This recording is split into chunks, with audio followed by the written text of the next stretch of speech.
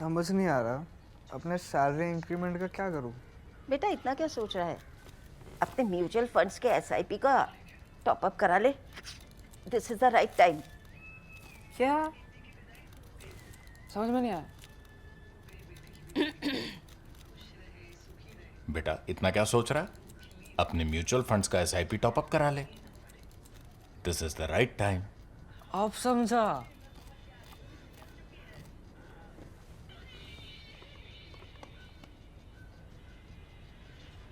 Mutual fund investments are subject to market risks. Read all scheme related documents carefully. Hello and welcome to ThePrint. This is Bidisha and you're watching Economics. Let me begin today's explainer with a chart. Take a look at the chart on your screen. This line tracks India's share in global viscose yarn exports from 2005 to 2024. Between 2005 and 2011, India's share rises steadily. We peak at around 13% in 2011.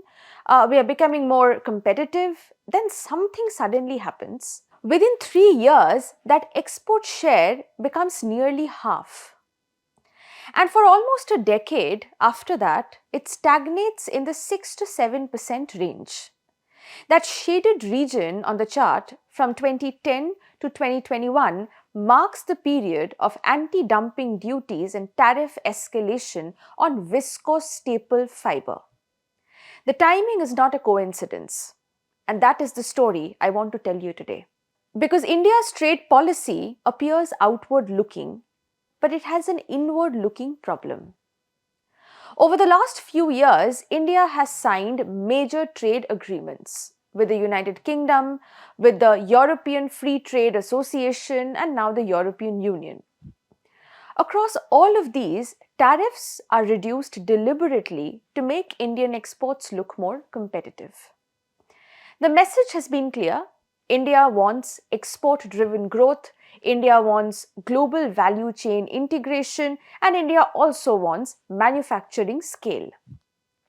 But here's the harder question.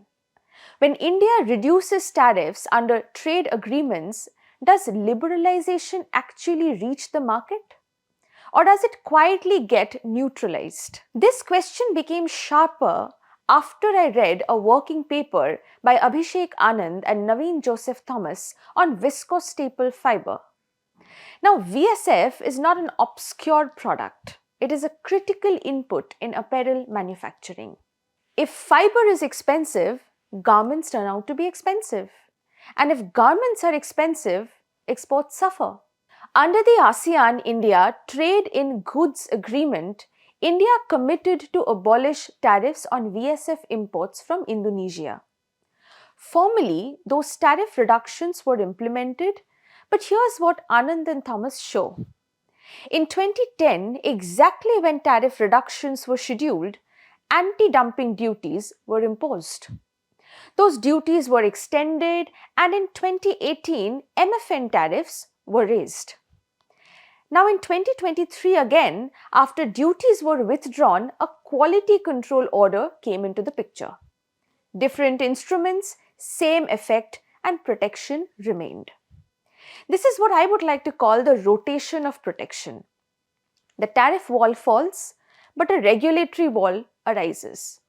And here is the critical market fact. At the time of investigation, one domestic producer accounted for 94% of consumption. 94%. This is a near monopoly control. Anand and Thomas estimate that between 2010 and 2024, this installation generated excess gains of $2.5 to $3.1 billion. Let me translate that. When you protect a near monopoly, you do not create competitiveness, you create rents. And who pays those rents? Downstream exporters. Now let's come back to the chart. Before 2010, we see a rising export share. However, after sustained protection, we only see collapse and stagnation. India's global share drops from about 13% to nearly half within 3 years. And it remains stuck in a prolonged trough of around 6 to 7% for almost a decade. Protection upstream functioned as an implicit tax downstream in this case. Imagine asking garment exporters to compete with Vietnam and Bangladesh while paying above global prices for fiber. This is not export strategy, this is structural contradiction. But this story goes deeper than fiber. In a separate research article I wrote on India-Indonesia trade back in August 2025, I examined not just export volumes but export composition. And I used something called the Product Complexity Index. I've spoken about it extensively in my economics column.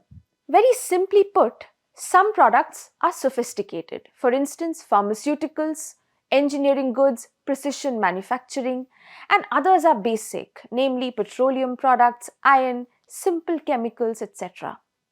Countries that export more complex commodities or complex goods tend to grow richer. Now, here is what I found in my research. Indonesia's GDP strongly drives India's exports. Elasticity is approximately 1.28, so demand matters. But the weighted average product complexity index of India's exports to Indonesia is negative, around minus 0.12. And there is a strong negative correlation about minus 0.42 between export shares and product complexity. In simple language, the more complex the product, the less we export it. And the less complex the product, the more we export. Our basket is dominated by petroleum products, basic chemicals, iron. Pharmaceuticals and advanced engineering goods are underrepresented. Now connect this back to fiber. If you protect upstream producers and keep input prices high, downstream manufacturing loses competitiveness. And if downstream loses competitiveness, it cannot scale.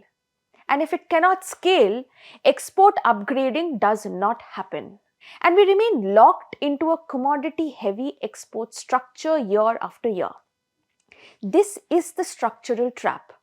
Upstream protection, downstream weakness, low complexity exports, repeat. And this is why I say India's outward-looking trade policy has an inward-looking problem. Free trade agreements are not simply about tariff reduction. They are instruments of structural transformation. But transformation requires coherence. If tariff cuts are systematically offset by trade remedies or regulatory barriers, then liberalization becomes performative. It exists in official notifications, but it does not show up in the trade data. The real test of India's trade agreements will not be how many we sign. It will be whether our export basket shifts from petroleum and basic chemicals to pharmaceuticals and engineering goods.